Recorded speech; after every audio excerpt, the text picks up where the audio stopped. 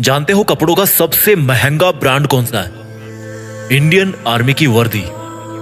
देश के गद्दारों को ऊपर वाला भले ही माफ कर दे, लेकिन एक फौजी किसी भी कीमत पे, यहां तक कि अपनी जान की कीमत पे भी उसको कभी माफ नहीं कर सकता। करोड़ों कमाने वाले भी ये वर्दी नहीं कमा सकते। दुनिया के जो बड़े बड़े करोड़पति अरबपति बन के बैठे हैं ना, जो जिनको आप टीवी पर सिनेमा में हीरो बने हुए देखते हो, वो भी नहीं है उस वर्दी को कमाने के लायक। क्योंकि वो वर्दी भाई पैसों से नहीं मिलती, वो पैसे में नहीं बिकती। अगर पैसों में बिकती तो हर कोई पहन के घूमता और अपने आप को फौजी बोलता। उस वर्दी को अगर कमाना है ना, तो पैसा नहीं चाहिए, पैसा नहीं बनाना उसके लिए, उसके लायक बनना है। अगर उस वर्दी को कमाना है ना, तो खुद की जिंदगी, खुद की माँ की खुशी और अपने बचपन के सभी दोस्तों के साथ को कुर्बानी पे लगाना पड़ेगा। और इस कुर्बानी की हिम्मत जिसमें होती है, वही फौजी बनने के लायक होता है। अगर इस वर्दी को कमाना है ना, तो खुद को हर मोह माया से बाहर निकाल कर आग में तपाना है। कितना बड़ा दिल होता है उस माँ का जिसका बेटा या बेटी डिफेंस में होते हैं। कुछ पंक्तियां बोलना चाहता हूं मैं उन सब खुश नसीब और हिम्मत वाले युवाओं के लिए जो अपने आप को उस वर्दी में देखना चाहते हैं कि ये आग जलती है तो जलने दे, ये आग जलती है तो जलने दे, माँ अब मुझे तू फौजी बनने दे।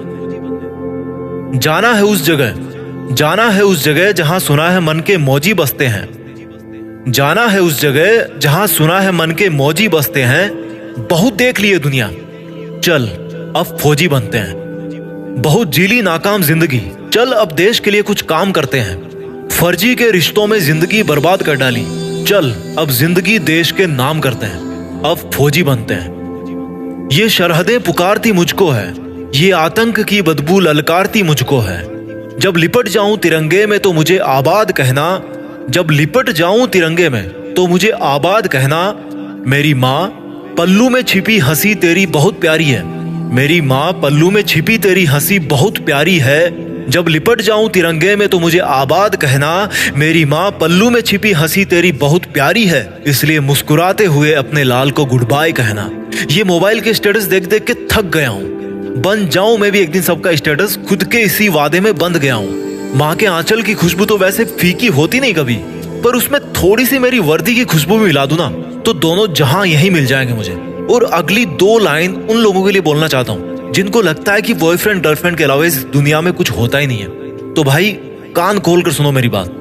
बेवफाओं की इस दुनिया में हम कभी वफा ढूंढते थे। ये एक फौजी की तरफ से लाइंस आपके लिए कि बेवफाओं की इस दुनिया में हम कभी वफा ढूंढते थे।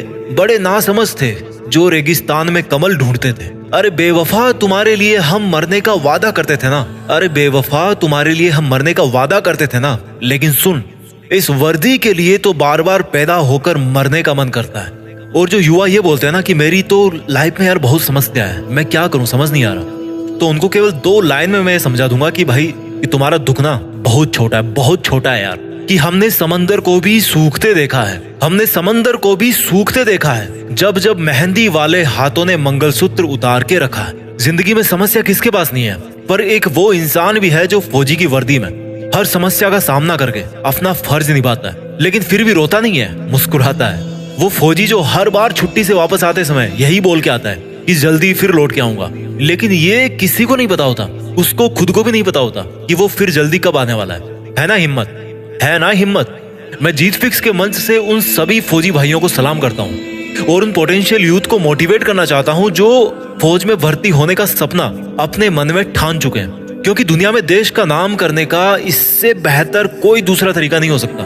मैं सैल्यूट मारता हूँ फौजियों को जो एकमात्र रियल हीरो है इस कंट्री के।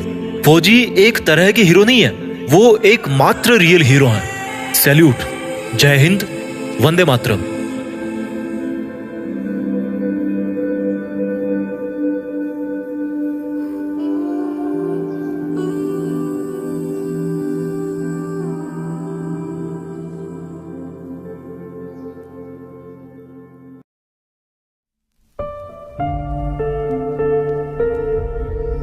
जीत फिक्स।